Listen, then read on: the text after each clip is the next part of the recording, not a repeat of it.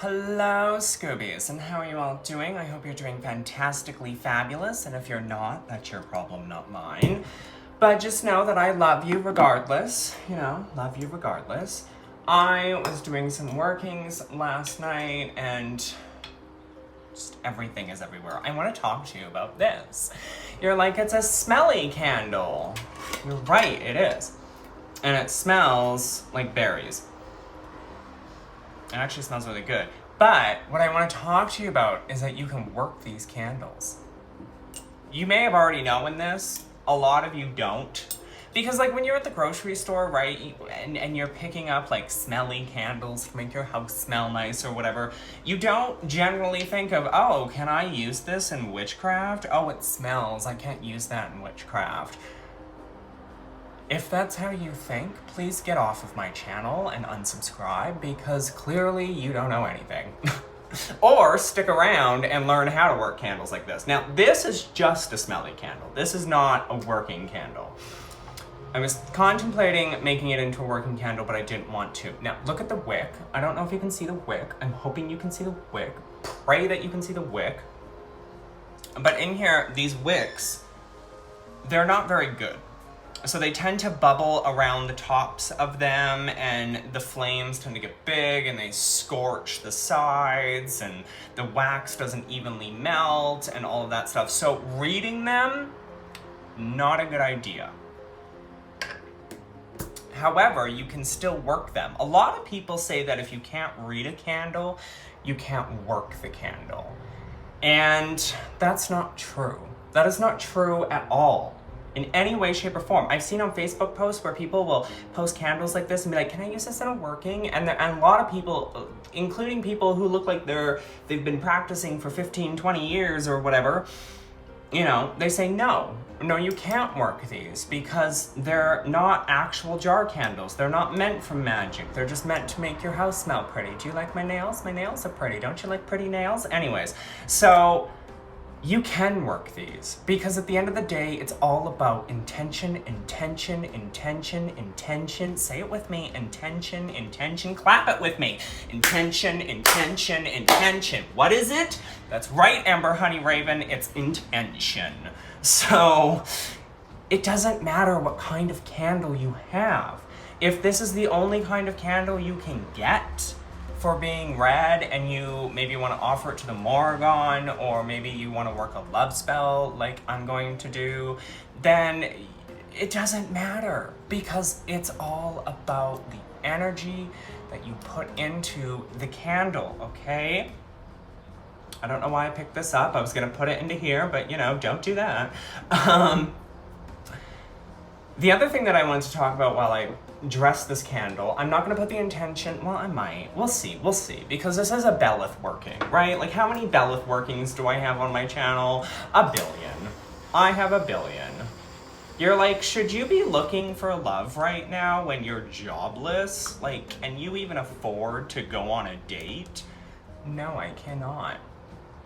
But I want to go anyways. I want to find somebody to love me anyways, because I deserve love, don't I? You're like, no. And I would partially agree with you. So I'm just, the usual, putting the holes in to allow the oil to go down and penetrate the candle and all of that fun stuff. Now, again, these types of candles, probably not the best for reading because of the way the wax burns. Oh, can I just puncture this candle without, oh, I can, okay. The wax is really soft. Okay. Now, y'all know me, I always do this in order to, where can I put this? We'll put you in here. We'll put you in here. We'll put you in there. I always put the holes in there because I've seen people who will just pour oil into here. Not a lot. Some people will pour a lot. Some people won't pour a lot. And I personally think that if you don't have a way for the oil to get down into the candle, it's just going to sit up here and the candle isn't going to burn as properly as you want it to.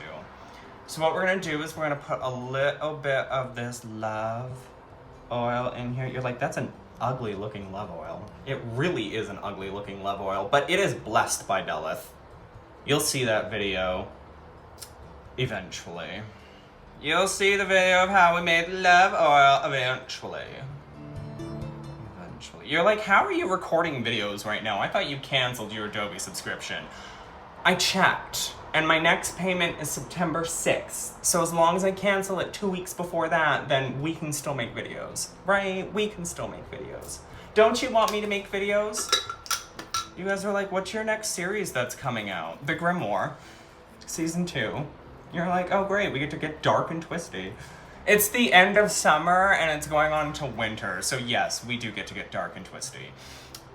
The 2 ingredients that I always put in any love working is always lavender and red roses.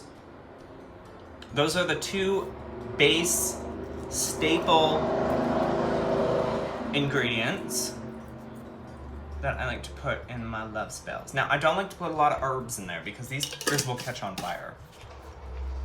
And the last thing that I am going to put in here is a little bit of dragon's blood. Okay, just a little bit for potency. You don't need a lot. And just maybe a little bit more. Now, remember, when you're dressing your candles, regardless of if they're jar candles or pillar candles, you know, we don't want to overdress, especially with jar candles, because everything inside can catch on fire and then the glass can crack and wax goes everywhere, and because wax is flammable when it's in liquid form, then all kinds of nastiness can happen, okay? Now, how would you put out a candle like this? Just put the lid on. That's what I would do, just put the lid on, right? Now you might think, well, that's offensive to the spirits. It depends on the relationship you have. It depends upon what the spirits are doing with the candle. But I mean, if you're going to bed, if you're going to work, if you're physically leaving the space where the candle is, don't move it to the sink as some people do. Don't put it in like a thing with water as some people do. Just put it out. Just put it out. That's all you have to do. You can come back, put some more intentions in, call back whatever spirit you were working with, and relight the candle. Make sure that you do it in a way that's not offensive, though, right? Like if you're working with Beleth and you just come over and blow out that candle, ooh, he gonna be pissed. He gonna be pissed. So make sure that when you are working with entities, with candles, that you make sure that when you go to blow them out, that you respectfully put them out. So what I like to do is I like to ask them if it's okay right now to put this out, or, you know, I have to go somewhere, I have to put this out, I will put intentions back in. And then, you know, you have to do what you have to do, right? Like if you have to get out the door and you're just like, I love you, I appreciate you, I thank you, I have to put this out, I'll light it when I get back. Not that hard. Witches all make a big fuss over nothing. Over nothing. Over nothing. So, I'm being told that I need some eye bright, as that truck got really loud. So we're just gonna put a little bit of eye bright, little bit of eye bright, little bit of eye bright. Okay, so now we need to get down to business. So I need a coal. Hello? Hello? You're like, God, what is going on your altar? Well, let me tell you something. God ain't on my altar. God ain't got no place on my altar. I ain't got no place. Anyways. Now that we're done being crazy. It's like this coal. So what I like to do when I'm working with Beleth, specifically, is because this fucker, and I love Beleth, trust me, but because this fucker tends to whisk you away when you're contacting him, I like to put a little bit of osha root on the coal, because osha root is very grounding, very earthy, very, like, you're staying on this plane of existence, or you're able to come back to this plane of existence. You know what I mean? So then we're gonna put a little bit of lavender and a little bit of dark copal on this coal. but I need something to break this copal up with. Because I don't want a giant piece of copal. Do I have anything that I can break this up with? Sure, like, why are you not just doing it in one of your mortar and pestles? Because I got stuff in here, okay? That wasn't gonna work anyways. So we're gonna go get a mortar and pestle. And I'll be right back. You're like, honey, why don't you just get some jars and put the stuff in the jars? Because I'm lazy. Questions? Comments? Death threats? I mean, it is YouTube. Okay, we're crushing. We'll make that into a little bit of a finer powder. Gonna put just a smidge in here. And just a smidge on the collar. Now, we're gonna grab our trusty crystal. And I'm gonna reach out and see if Beleth will come to me. You're like, don't you need his sigil? Not necessarily.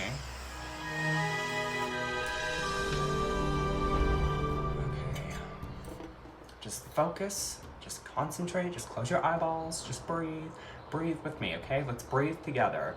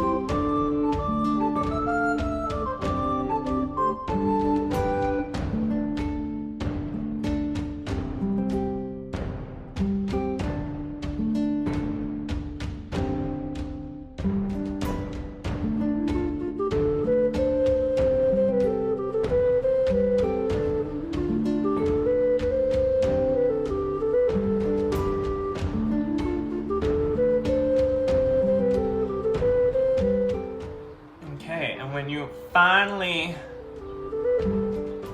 Holy crap. When you finally... I don't recommend new witches working with Beleth. Really, really don't. If you're a new witch and you're watching this, do not work with Beleth. Christ. Okay, so when you finally are told by your spirit to light the candle, or you feel like you have enough intentions in, make sure you've got some way to ground yourself when you come back from wherever you're coming back from. You can light the candle. Probably shouldn't have done that with a torch, but not too much caught on fire. And then from there, it's just, typically letting it burn. Now, why do I hold a quartz crystal in my hand? Because when I work with these entities, as I've stated before, I generally don't do so on the physical plane because it's dangerous, in my opinion. They come with a lot of spirits and they never show up alone. Something like the Morrigan or Hecate or, they're dangerous and they're scary and they can be dark and twisty, but most people in their bedrooms are conjuring up the Morrigan or Hecate, but when it comes to demons, extra precaution needs to be taken because these guys, they love to show you things. They love to mess with you, especially Beleth. I've seen so many people in my comments that are like, Beleth is such a nice demon to work with. Oh, he's so kind. No, I don't think you're working with Beleth. I think you were working with a trickster. Okay, I'm not trying to invalidate your experience, but based off of everything that I have understood when it comes to working with Beleth, unless you're working with a female version of Beleth, the male version, he's a king, right? Like, you're asking a king for help. And you don't, as you know with my Dancing with Demons series, you don't just go to a king and be like, yo, I need your assistance. No, you don't do that. And the reason you don't do that is because a king has a billion other things to do. They don't have time to sit there and listen to you squabble about your life. However, Beleth and I have worked together numerous times in the past for various things, and we kind of have that relationship. I would suggest to you that if you want to work with a demon for love, Citri would be, and I'm not even sure if I'm saying that properly, that's kind of how I pronounce it, is a good demon to work with for love. Morrigan would probably be better if you want to stick to the more pagan gods. Hecate, Morrigan, I think Diana.